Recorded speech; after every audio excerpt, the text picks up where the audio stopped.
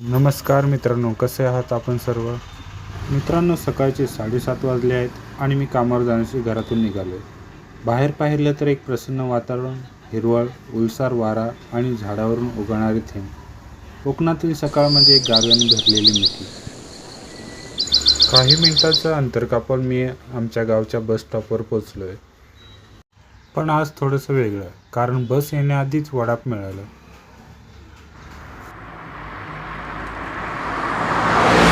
वडापमधून प्रवास करताना पावसामुळे प्रवास आणखीनच सुंदर वाटतो. रस्त्याच्या कडेला लहान ओढे, वाकलेली झाडं, सगळं अगदी एखाद्या चित्रासारखं. कोकणातील निसर्गरम्य वातावरण बघून मन कसं एकदम प्रसन्न वाटतं. अर्ध्या तासाचा प्रवास करून आता मी पोचत आहे माझ्या कामाच्या ठिकाणी. तिथे मी एका दुकानात काम करतो. हे दुकान माझं स्वप्न आहे. एक छोटं असलं तरी माझ्यासाठी खूप मोठं आहे. आता दुपारी 1 वाजला आहे आणि माझा लंच टाईम झाला आहे. आज आईने डब्याला दिलं आहे कोबीची भाजी आणि पोळ्या.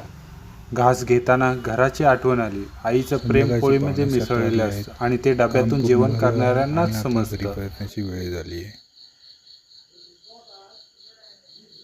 बस स्टॉपवर पोचल्यावर तर भरपूर गर्दी दिसत आहे.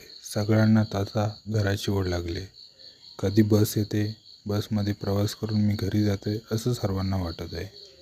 माझ्या गावाकडे जाणारी शेवटची बस आज टायमात आली आहे, बरोबर 7:30 वाजता. कंडक्टरने बसची घंटी वाजवल्यानंतर आमचा घरी जाण्याचा प्रवास सुरू झाला आहे. खिडकीतून येणारा पावसाचा वारा, अंधारात चमकणाऱ्या रस्त्याच्या लाईट्स आणि थोडीशी शांतता. आज तो वेळ असतो जिथे मन थोडे निवांत होतं. हीच तर खासियत आहे आपल्यासारख्या माणसांची.